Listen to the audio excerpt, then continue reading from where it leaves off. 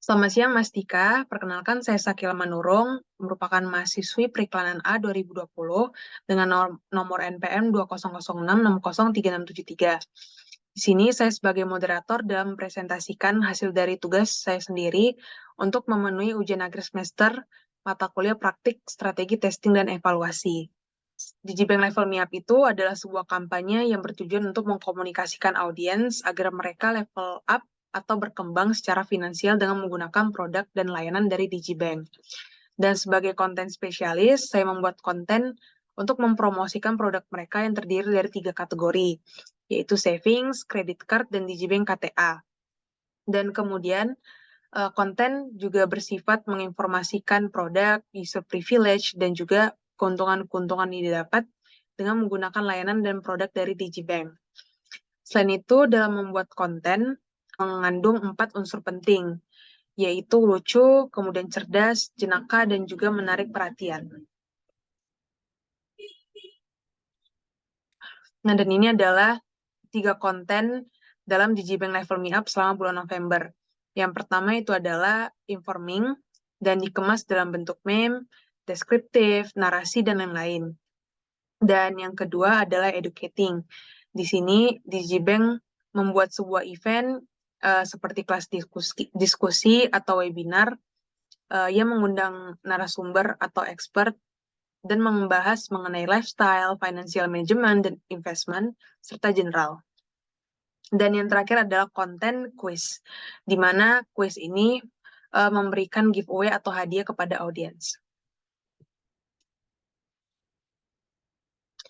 Dan ini adalah konten yang paling menarik yang dilihat berdasarkan jumlah impresi, like, komen, dan share-nya yang terbanyak.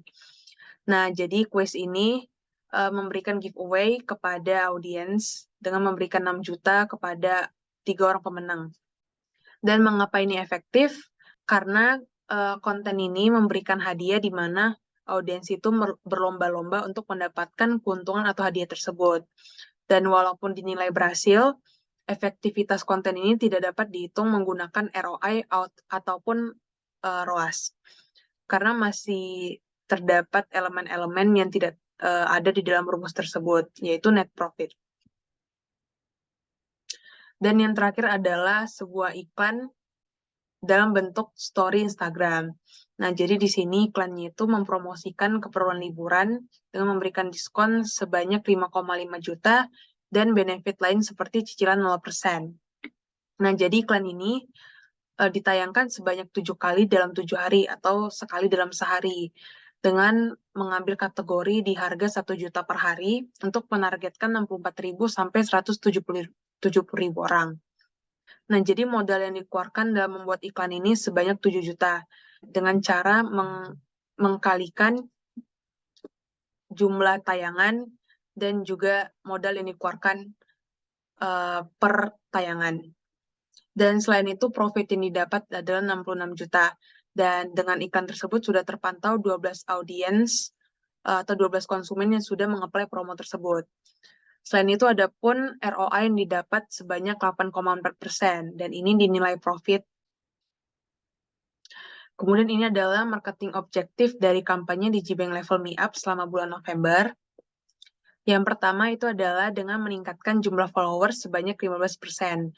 Kemudian juga meningkatkan jumlah partisipan audiens dan antusias audiens dengan memberikan konten kuis, konten interaktif, dan juga event sebanyak 5% selama bulan November 2022.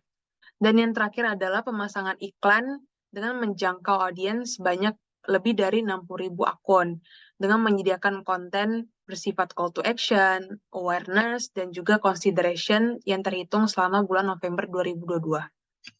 Dan ini adalah kesimpulan yang didapat selama kampanye berlangsung, yaitu keseluruhan kampanye Digibank Level Me Up ini dinilai berhasil berdasarkan engagement rate-nya yang naik dibandingkan bulan sebelumnya.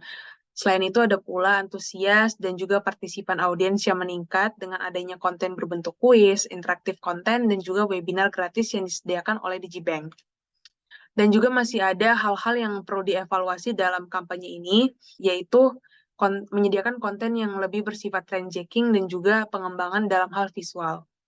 Dan yang terakhir, konten di Gbank itu tidak selamanya bisa diukur lewat rumus ROI dan juga ROAS karena terdapat beberapa konten yang elemennya itu tidak ada di dalam rumus tersebut. Sekian dari hasil presentasi saya. Mohon maaf jika ada kekurangan. Terima kasih.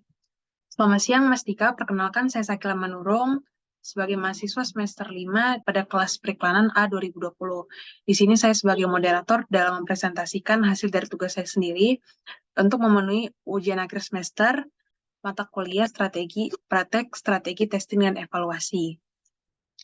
Jadi di sini saya akan menjelaskan social intelligence berdasarkan kasus nyata yang dialami oleh brand bernama Declip dengan produknya yang bernama Jedi Hercules.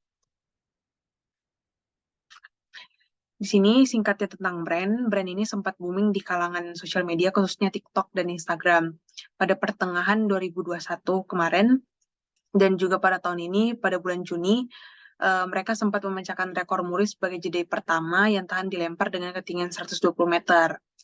Dan ini adalah STP dari brand Declip di mana mereka menyasar pada wanita yang tinggal di daerah perkotaan dengan gaya hidup minimalis dan sangat memperhatikan rambut di segala aktivitasnya. Dengan targeting differentiate marketing, mereka mengklaim produk mereka berbeda dengan kompetitor dari segi kualitas, yaitu sebagai Jedi terkuat. Dan untuk positioning mereka mengubahnya yang awal mulanya itu sebagai Jedi terkuat menjadi Jedi pemecah rekor muri. Dan mereka mengkomunikasikan bahwa produk mereka ini tak terkalahkan dengan kompetitor yang sejenis. Dan ini adalah kasus nyata yang dialami brand. Pada pertengahan tahun 2021, Jedi Hercules ini sempat menjadi perbincangan di kalangan media sosial, khususnya TikTok. Jadi dari TikTok ini mulailah merambah ke media sosial seperti Instagram dan Twitter.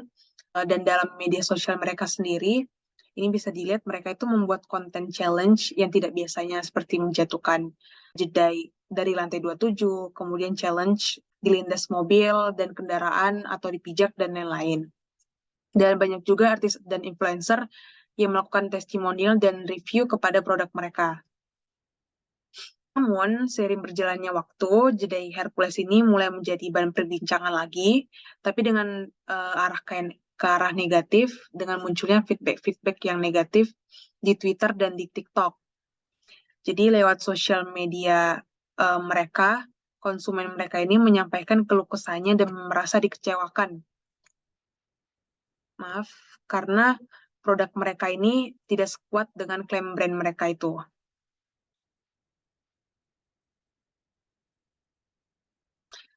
Dan dengan adanya feedback negatif yang bermunculan, brand ini memutuskan untuk membangun brand credibility mereka menggunakan social intelligence.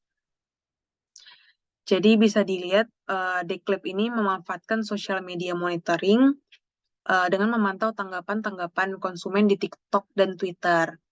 Dan juga untuk memperbaiki hubungan mereka dengan konsumen, Declip ini bertanggung jawab dengan memberikan produk mereka itu secara gratis, bahkan dengan jumlah yang lebih kepada konsumen yang merasa dikecewakan. Ini bisa dilihat sebuah konten oleh seorang konsumen mereka di TikTok. Dan juga selagi melakukan tindakan tersebut dan bertanggung jawab, Declip ini terus mengembangkan produknya sehingga tak lama kemudian produk mereka ini muncul kembali, tapi dengan kualitas yang lebih baik lagi. Dan juga selain itu mereka juga membangun strategi word of mouth di mana mereka memunculkan brand mereka ke salah satu big event di Jakarta, yaitu Jakarta Fashion Week, bahkan sampai ke Korea. Dan hingga pada akhirnya baru-baru ini Declip ini memecahkan rekor muri sebagai Jedi pertama yang tahan dilempar dengan ketinggian 120 meter. Sehingga mereka sukses membangun kepercayaan masyarakat dan konsumen mereka lagi. Jadi kesimpulannya, dalam membangun brand credibility, sebuah brand harus melakukan social media monitoring dengan memperhatikan audiens, brand sentiment, cross-platform, dan share of voice. Setelah itu, brand harus bertanggung jawab membangun kepercayaan mereka dengan konsumen mereka. Dan untuk memperbaiki hubungan mereka dan juga membangun strategi marketing yang baik, mereka harus menciptakan word of mouth. Ini bisa dilakukan dengan konten-konten yang trend checking. Sekian dari presentasi saya, mohon maaf jika ada kesalahan dan terima kasih.